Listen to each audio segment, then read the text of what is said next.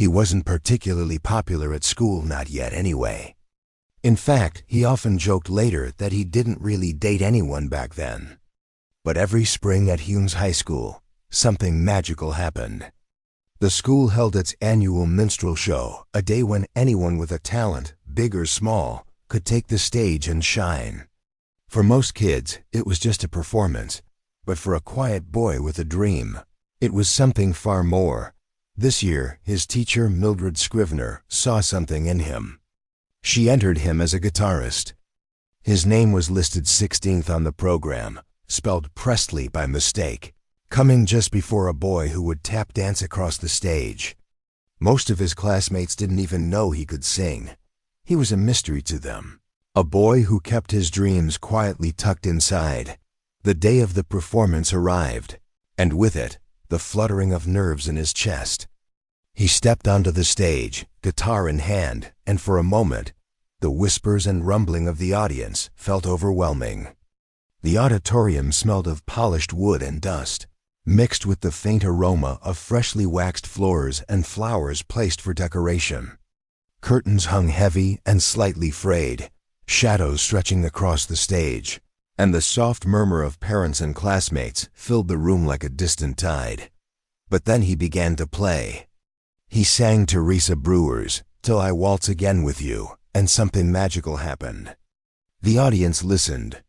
Smiles appeared. Applause followed. That shy, quiet boy, the one who had often felt invisible, was suddenly seen. "They liked me. They really liked me," he told Miss Scrivener afterward, astonished by the warmth and acceptance that music had brought him. That day, he discovered a truth that would stay with him forever. His voice could touch hearts. Even before that day, music had been his sanctuary. Every spare moment was filled with strumming a guitar or humming a melody. He carried songs in his pocket, dreams in his eyes, and an unspoken understanding that life could be bigger than the small streets of Tupelo. He watched other kids with curiosity, observing the way they interacted, how they laughed and played, how they carried themselves. And though he felt different, he understood that there was power in that difference, waiting to be shared. By the time he turned 18, he was nearing the end of high school. If it had been up to him, he might have left 2 years earlier, eager to chase his dreams. Vernon, his father, would have understood. But Gladys, his mother, would not hear of it. She believed in the power of perseverance, and in her eyes, finishing school was as important as following dreams. Graduation day arrived on June 3, 1953. Ellis Auditorium was packed with students, teachers, family members, and neighbors. There was a quiet excitement in the air. He walked across the stage to receive his high school diploma. Both of his parents were in the audience, smiling proudly. He was the first Presley to graduate from high school, and the moment was as much for Gladys as it was for him. She had nurtured him, encouraged him, and loved him fiercely, and now her son had achieved something remarkable. "Truthfully, I don't really know why they gave me a diploma," he would admit years later. "I would just sit in class, looking out the window, dreaming about Tony Curtis, Marlon Brando, and singing. I was just dreaming all the time. School for Elvis was never conventional. College wasn't an option, not because he lacked intelligence, but because his family needed him to work. Money was tight. Life demanded practicality. Most of his classmates would go on to higher education, but for him, the lessons of life came elsewhere, in jobs taken during summers, in helping support his family, in observing the world with curiosity, and in nurturing a dream that would not be denied. From the age of 15, he had been working every summer, taking jobs of all kinds, from shining shoes to selling candy, doing his part to help support the family. Every penny mattered, yet his heart always held music. Every strum, every note, every quiet song in the evenings was a rebellion against the ordinary. In music, he found freedom. His relationship with his parents defined much of his early life. Gladys was tender but firm, a source of unshakable love. Vernon taught responsibility, integrity, and perseverance. Together, They gave him the wings to dream while keeping him grounded in reality. This balance shaped him, and it is why the shy, quiet boy could one day become a world-changing performer. Even small moments carried significance. The time he practiced in the evenings, the way he watched performers on TV, the way he memorized songs, these were all part of the quiet preparation for greatness. He observed, learned, and imagined a life far beyond what anyone around him could see. Every song, every melody, was a rehearsal for the stage he would one day dominate. Hume's High became a microcosm of life. There were challenges, small humiliations, moments of self-doubt, but also victories, encouragement, and growth. The minstrel show had shown him that people could love what he had to give. He realized he could captivate hearts, not just with charm or looks, but with the authenticity of his voice and emotion. That lesson stayed with him. Even graduation was more than a formal event. It was a symbolic moment. It represented perseverance, hope, and love. It was proof that even in humble beginnings, greatness could bloom. That diploma was more than paper. It was validation of a dream, of family sacrifices, of years spent quietly preparing for something extraordinary.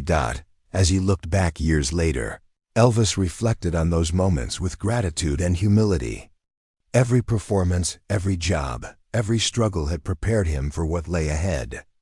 Every note he sang carried echoes of his early life, the lessons, the love, the perseverance, and the dreams that had been nurtured quietly, patiently, until they could grow into something unstoppable. Elvis's story reminds us that greatness often starts in unseen, ordinary places. A shy boy at Hume's High, dreaming out the classroom window, can one day become the king of rock and roll.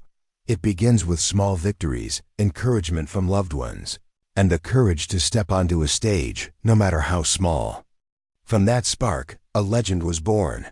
Even in the quietest moments, he dreamed. Even in the shadows of an ordinary life, he believed. And through perseverance, courage, and love, that quiet dream became something the world would never forget. And for those who listen to this story until the very end, remember this: the journey of a dreamer begins with one small step, one quiet moment of courage, and one act of belief in oneself. Elvis's story is a reminder that our beginnings do not define our endings. With love, passion, and perseverance, even the smallest spark can ignite a lifetime of brilliance.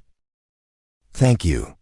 Truly, from the bottom of my heart, thank you for staying with me until the very end of this journey. Not everyone takes the time to pause, to listen, and to connect with a story, not a story of fame, nor a story of headlines, but a story of a boy, a dreamer, a human being whose life and heart changed the world.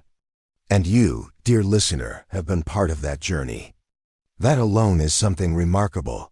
Listening until the end shows something about you.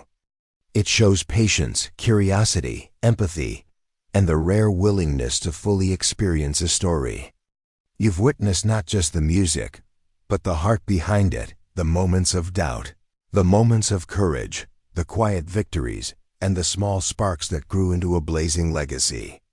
You've heard the boy behind the legend, the soul behind the king, and you've honored that journey simply by listening. Imagine, for a moment, that you are sitting in that old auditorium with young Elvis, hearing his first notes ripple through the room. You feel the nervous energy, the anticipation, the fear, and the hope that lives in every young heart that dares to dream. You've been part of that same experience today, even if only in your imagination. You've stepped into history, walked alongside a dreamer, and shared in the emotions that few ever get to witness firsthand. By listening until the end, you've also honored something deeper: the quiet power of attention. In a world that often rushes, that scrolls past stories without pause, you chose to slow down. You chose to pay attention, to care, to empathize. That act alone is rare, and it is beautiful. You have shown that stories, history, and dreams are not just for reading, they are for feeling, living, And carrying forward. The story of young Elvis is more than a biography. It is a reminder of what it means to nurture a dream, to persevere, to face uncertainty with courage, and to honor those who shaped us along the way. You've witnessed a boy who was shy, often invisible, but who dared to step onto a stage, strum a guitar, and sing from his heart. You've felt the nervous energy of someone standing on the threshold of greatness, and you've seen the power of love, guidance, and family in shaping a life that would one day touch millions. Every listener who stays until the end becomes part of that story. You are no longer just an observer. You are a companion, a witness, a friend. You've shared in the triumphs and quiet struggles. You've connected with a human story that transcends fame, that speaks to courage, resilience, and the magic of believing in yourself even when the world isn't watching. Think about that for a moment. You've spent this time listening to a boy who dared to dream, who dared to step into the unknown, and whose journey reminds us that greatness often starts in the most ordinary of places. By staying until the end, you've honored the quiet, the humble, the patient, and the persistent, the very qualities that make dreams possible. That is a gift, and it is yours. And while this story has been about Elvis, it is also about you. You, who chose to listen, to reflect, and to connect. You, who understand that every legend begins with a simple act of courage, every masterpiece starts with a single note, and every journey begins with a single step. In staying with this story, you have joined in that timeless rhythm. You are a part of the legacy, even in your own small but significant way. I want you to take a moment now and truly feel the pride that comes with this act. Feel proud for being someone who values depth, who honors stories, and who cherishes the quiet, transformative power of attention. In a world that often rushes by, you have chosen to pause and witness something extraordinary. That choice sets you apart. That choice is meaningful. That choice is remarkable. And let me remind you, just as Elvis carried his dreams, his family's love, and his passion in his heart every day, so too can you carry inspiration from the stories you cherish. Let it fuel your own dreams, remind you of love and perseverance, and inspire you to nurture your own spark, even in the quietest corners of your life. Every note Elvis played, every song he sang, every small victory in his youth was a reminder that life's greatest achievements are often built on countless small, quiet moments. And by listening until the end, you have witnessed these moments with the same care and reverence that history deserves. You have honored the quiet victories that made a legend. You have honored the human heart behind the music. You've shared something intimate today. You've shared your attention, your empathy, your imagination, and your heart. That is rare. That is precious. That is powerful. And I want you to know that it does not go unnoticed. Every listener who stays until the end is a keeper of stories, a guardian of dreams, and a witness to the moments that shape history. You are extraordinary simply for choosing to be here. So, thank you again for your time, your heart, and your presence. Know that by listening, you have become part of a living connection between the past and the present, between a boy from Tupelo and millions whose hearts he touched. You have honored him, and in doing so, you honor all dreamers who dare to believe in something greater than themselves. May this story remind you to dream boldly, act kindly, and cherish the small moments, for they are the ones that shape a lifetime. And like young Elvis at Humes High, remember, it only takes one brave step, one note played, one voice raised, to make a difference in the world. You are part of this story now, and that makes you very special indeed. Carry that with you. Let it inspire you, guide you, and remind you of the power of listening, believing, and dreaming. You have shared in something timeless today, and that gift is yours to keep, to reflect upon, and to pass forward. So, from my heart to yours, thank you. Thank you for being present. Thank you for honoring the story. Thank you for being part of this legacy. And may the spirit of the dreamer you followed today inspire your own journey, for years to come.